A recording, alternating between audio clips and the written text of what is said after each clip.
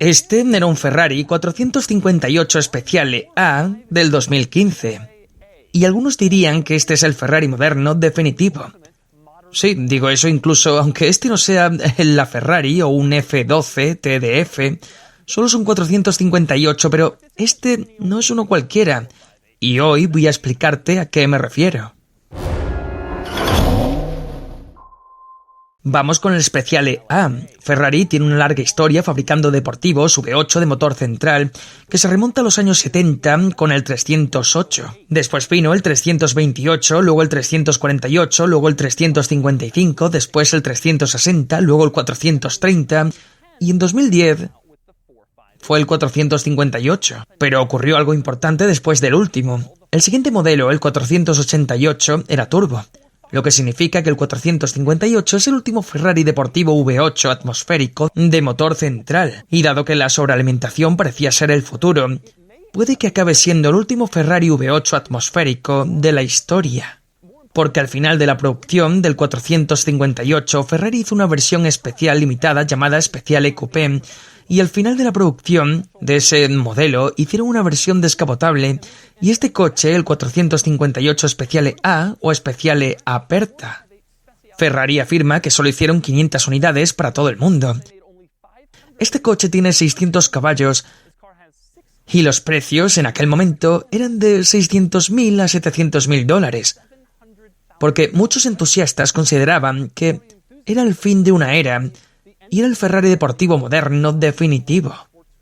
Así que hoy voy a enseñarte el 458 Speciale A, voy a mostrarte todos sus detalles y características interesantes de uno de los mejores Ferraris modernos.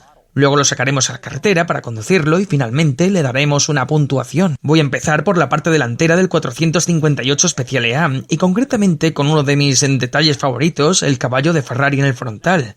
Puedes ver que el logo de Ferrari está colocado en la carrocería como siempre, pero siempre me ha gustado cómo colocan el caballo plateado justo debajo, en la parte delantera sobre una especie de pedestal, sobresaliendo más que casi cualquier otra cosa, solo para recordarte que sí, esto es un Ferrari. Hablemos del maletero. Para abrirlo pulsas un pequeño botón en la llave, se abre y luego hay un pequeño pestillo que tienes que soltar. Una vez lo haces puedes acceder y ver el maletero, que es bastante normal. Exactamente lo que esperarías en un coche así.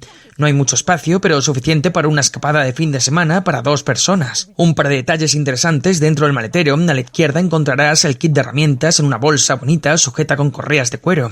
Lo sacas, abres y verás que es simplemente el kit estándar de un 458 Spider. Ferrari ni siquiera le dio un específico al Speciale.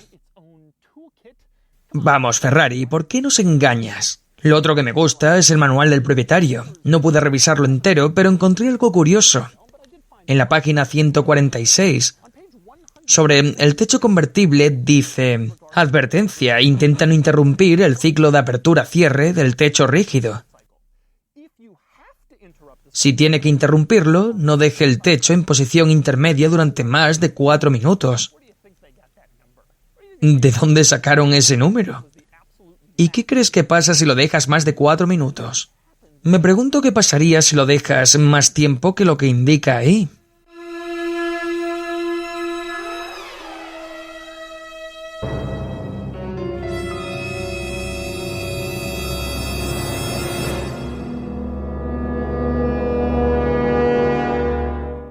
Ahora pasamos al lateral del coche, donde me gusta que Ferrari no intenta ocultar cosas que casi todos los demás fabricantes sí esconden.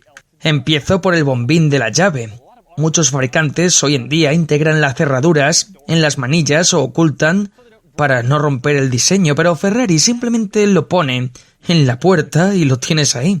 Y eso no parecería raro si no fuera porque hacen lo mismo con todo. El intermitente lateral, por ejemplo.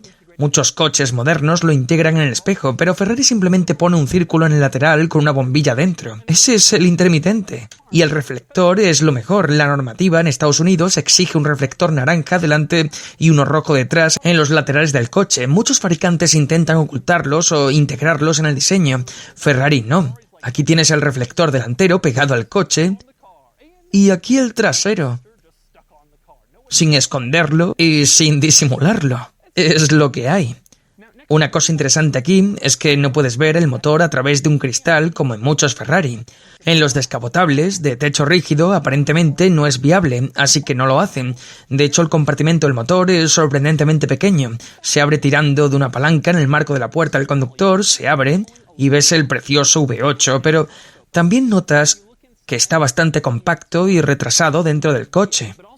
No tiene esa presentación tan espectacular de motor completamente expuesto que tienen otros coches, en parte porque comparte espacio con el techo retráctil.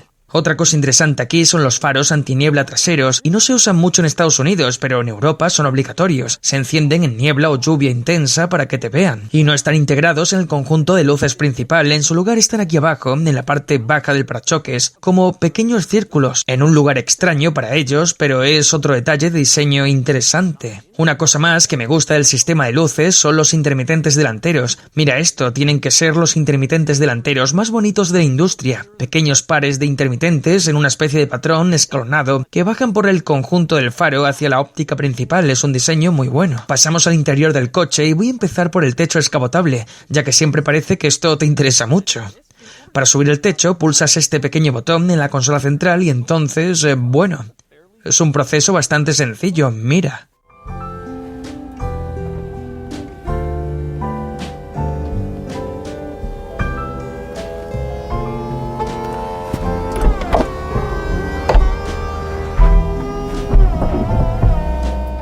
Pero ¿quién querría conducir con el techo puesto en su precioso Ferrari bajo el sol del sur de California? Así que para bajarlo, tiras del botón de la consola central hacia ti y entonces comienza el proceso.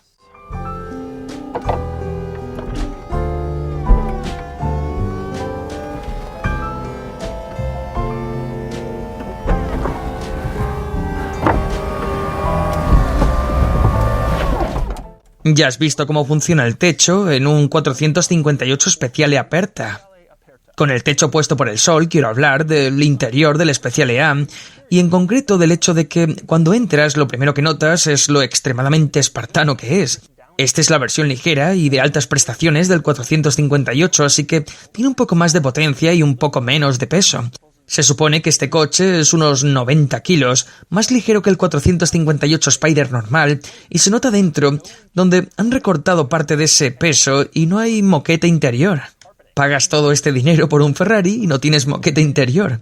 Tampoco tienes una consola central con tapa y hay un pequeño hueco de almacenamiento, pero no se cierra. Y no puedes meter nada que no quieras que salga volando. Y luego está el hecho de que no hay guantera en el coche, la han eliminado y solo hay un panel en su lugar. Eso sí, hay algo de almacenamiento, pero todo mediante redes.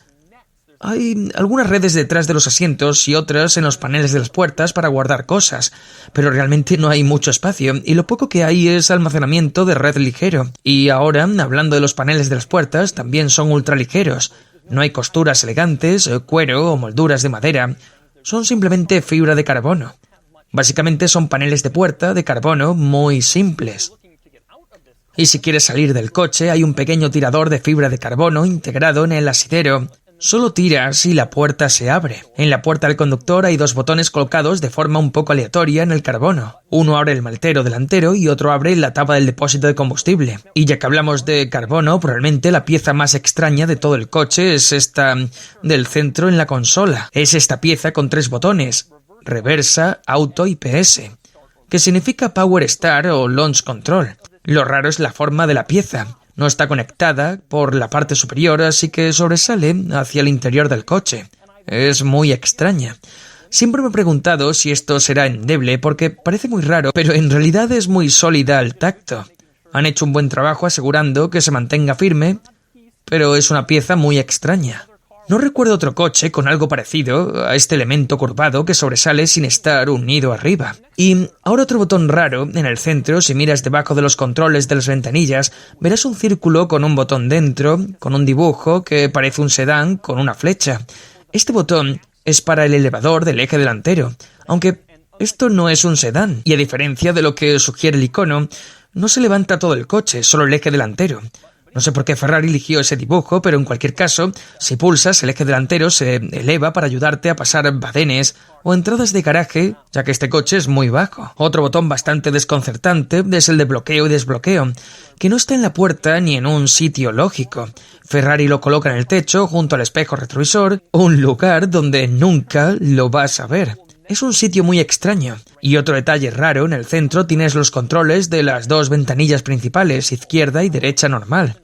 Pero si miras más abajo, hay otro control de ventanilla junto al del techo descapotable. Y te preguntarás, ¿qué tercera ventanilla? Es la trasera, detrás de los asientos. Puedes subirla o bajarla igual que en un Toyota 4Runner, donde puedes bajar la luneta trasera del portón.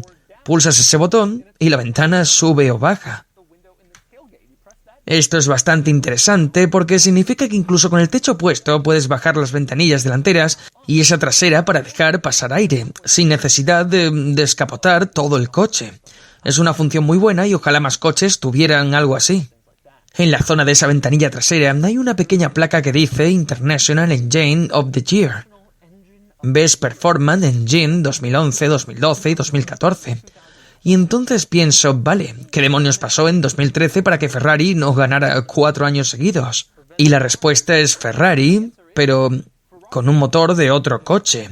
Así que en vez de presumir de haber ganado 4 años seguidos, solo ponen 3 porque ese es el motor de este coche, lo cual es extraño. Aunque siendo sinceros, todo este tema de mejor motor de rendimiento es un poco dudoso porque en 2006 el mejor motor de rendimiento fue el V10 del BMW M5. Y todos sabemos cómo acabó eso. Pasamos al climatizador, que es bastante raro en el coche. No hay pantalla de climatización, los controles son botones y son bastante crípticos de usar, especialmente los que te permiten dirigir el flujo de aire, y son básicamente flechas. Conté 18 flechas distintas en el selector que te permite elegir hacia dónde va el aire. Es bastante confuso. Para ajustar el clima tienes que mover los diales y luego hay una pequeña luz roja en el propio dial que te indica dónde estás en cada ajuste. Todo el sistema tiene demasiados botones y diales con texto demasiado pequeño y es más complicado de lo que debería ser. Y no solo eso, las salidas de aire también son raras, especialmente las del centro, que no están integradas en el salpicadero, sino que salen en una pieza de fibra de carbono que sobresale hacia el centro. Es muy rara verla. Aquí la tienes. La salida central del lado del conductor está arriba, la del pasajero está abajo y orientada hacia él. Nunca había visto algo así, es una forma muy complicada de colocar unas simples rejillas de ventilación. Pero Ferrari tiene que hacerlo todo especial. Pasamos al volante, que tiene muchas funciones del coche integradas. La idea es que Ferrari no quiere que tengas que soltar las manos del volante en conducción deportiva. Por ejemplo, puedes hacer ráfagas de luces largas con un botón a la izquierda del volante y activar limpio parabrisas y lavaparabrisas con un botón a la derecha. También puedes cambiar el modo de conducción y arrancar el motor desde el volante.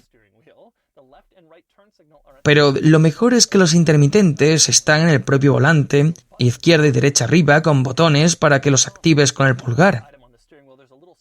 Otro detalle es que hay un botón de suspensión.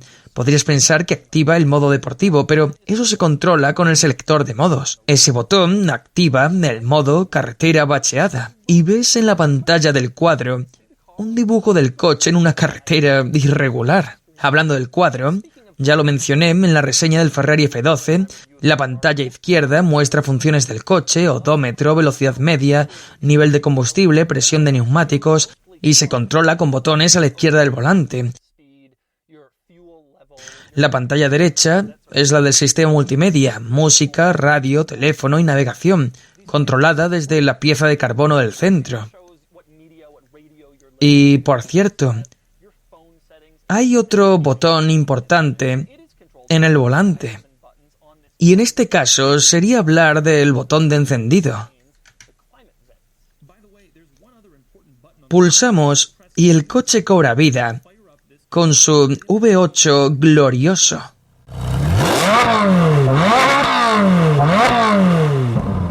Y con eso ya tienes todos los detalles del 458 Speciale A, el Ferrari 458 definitivo. Ahora nos vamos a la carretera y vamos a ver cómo se comporta. Bien, conduciendo el 458 Speciale A. Motor del año. No hay queja posible. Es completamente plano en curva, la aceleración es increíblemente inmediata, la dirección es fantástica, precisa. El coche es el modelo de referencia. Así es como deberían ser todos. Se siente increíble.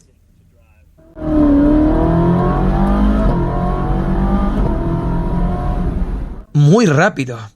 Y obviamente las marchas cambian rapidísimo. El sonido no es constante. El escape no suena mucho hasta las 3000 revoluciones o hasta que le pisas a fondo, pero cuando lo hace es agresivo. Este coche es una pasada, es difícil explicarlo, sobre todo si nunca has estado en uno así. Es simplemente increíble, difícil de explicar de verdad, sobre todo si nunca has estado en un deportivo tan salvaje y lo perfecto que es. Bueno, vamos aquí otra vez.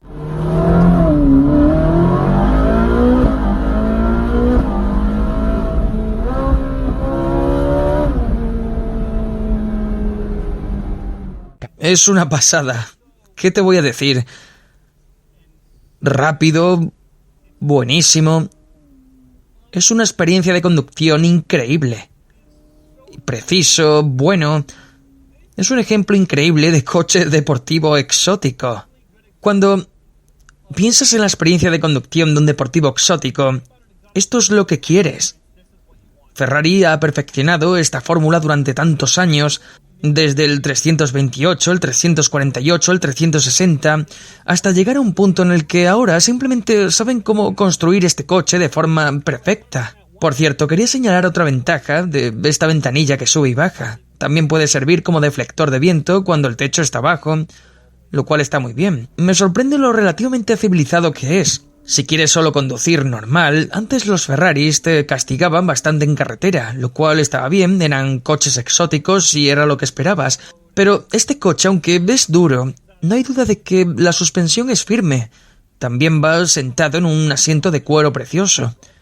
Tienes el climatizador funcionando, la tecnología es moderna. Conduciendo un coche así, empiezas a entender cómo y por qué la gente se estrella con ellos, porque te hace sentir como Superman, como si no hubiera nada en la carretera que no pudieras hacer con el coche, porque parece que va exactamente donde lo pongas, cuando quieras, porque el acelerador responde de forma inmediata. Tienes un acelerador extremadamente sensible, una dirección muy precisa y piensas, ¿qué no puedo hacer con esto? La pregunta ¿es mejor que el 488, el coche que vino después? En el pasado todos los Ferraris han mejorado muchísimo de una generación a otra. Del 360 al 430 hubo una gran mejora. Del 430 al 458 otra gran mejora. Pero muchos fans de Ferrari dicen que del 458 al 488 no hay tanta mejora y además pierde el motor atmosférico. Mi opinión después de conducir un tiempo es que el 488 es increíble y es uno de los mejores deportivos que he conducido, pero ¿cuánto mejor puede ser que esto? Sí, el 488 puede ser un poco más rápido y un poco más preciso, pero no tanto como para que lo notes claramente. Creo que estamos en un punto en el que las diferencias entre estos dos coches solo se notan de verdad en circuito y al límite. Y así era el Ferrari 458 Speciale A del 2015. Para una persona normal, esto probablemente solo parece otro Ferrari más, otro coche exótico amarillo brillante. Pero para un entusiasta, esto representa el final de una era, el último Ferrari V8 atmosférico, de la misma forma que el F430 fue. En cierto modo, el final de los Ferraris con cambio manual. Este es un coche especial y ahora es momento de darle una puntuación. Sumándolo todo, la puntuación total es de 71 de 100, lo que lo coloca entre sus rivales empatado con el GT2 RS, el Huracán y más importante el 488 Spider. Este es un coche increíble, el Ferrari mejor puntuado que he probado excepto el 812 Superfast y estoy realmente impresionado con él y se merece la excelente puntuación.